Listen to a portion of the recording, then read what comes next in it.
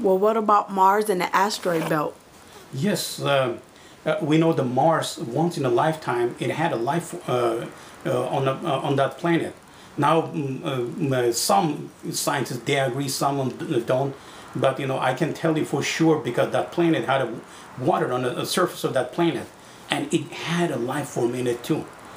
Probably not life form as a human being the way we are, but it had from a single cell bacteria to could be some multiple cells too. And another thing, you see, the Mars wasn't that lucky to have another satellite planet like the Earth did. But what the moon does for Earth, I'll explain that later on. But let's see, why the moon. I probably Mars has the highest volcanoes compared to our Earth. You see, because again, the Mars didn't have a satellite planet to relieve the pressure, pull the crust allow the planet inner core to relieve all the pressure from inside. That's why that planet, even though it had a perfect distance from the sun, but it couldn't. With another hand, it was pulling. I already explained how the inner cores are functioning.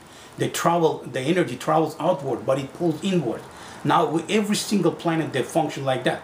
And when it pulls inward, it holds on really tight. If there is no satellite planet exists within nearby that planet actually will have a hard time to relieve the pressure from the inner core, and they will die actually prematurely. And this is what actually happened to the Mars. And compare the Mars, the inner, you see the gravitational force, it's 0.376. What mean that? It means it has a lot less than what we have here. And there's no possibly way now life can survive on the surface of that planet. It might be some single cell bacteria, but not multiple cell bacteria, because the gravity force is too low to be able to sustain the multiple cell bacteria or multiple cell live things like ourselves. Okay, then let's go to now the belt, the asteroid belt. From where it came out, that asteroid belt.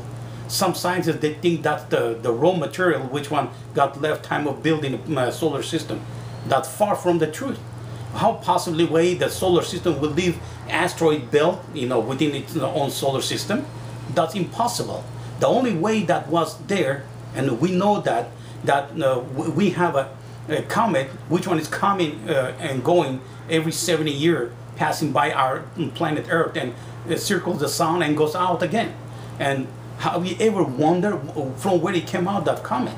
Now let me explain you this. Once already I explained, what the supernovas, how they function. If the planets, they're close enough with their size, that means their energy is strong enough, to track each other's energy and not to be able to function properly. Imagine, again, the Earth had the Mars-sized moon instead of the moon we have. The Earth could have been destroyed too, and we could have had another asteroid belt around place of the Earth. But luckily we have the Earth, we have our lives today, and we know what's going on around of us. And that's what exactly happened in that belt between Jupiter and the Mars.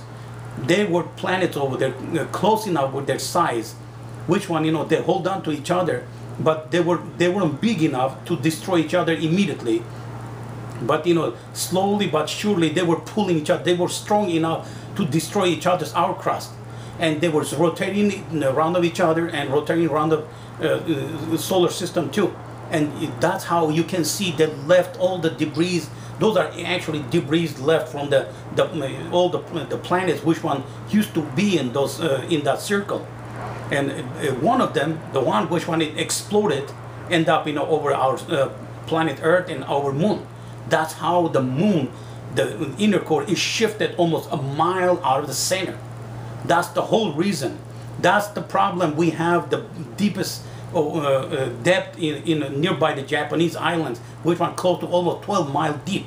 We have the big chunk of one of those planets, end up over there. When you look at it, the planet Earth, this is the fact that our Earth looked like an egg shape. The reason why because the Earth had the largest bombardment within our solar system than any planet. Seemed to me they were aligned right face to face when that explosion happened. That's how the largest one out of that two planets survived, and from the explosion it threw that out of the its circle, and it's rotating like a owl shape, and it going it's circling the Earth, and it goes to the sun and out of the solar system, and it's coming back again because it lost the balance. It lost the balance. It lost the portion of the energy. That's why when the car has a flat tire, how that it works. You know it goes up and down because it doesn't have energy to it to hold down the car itself.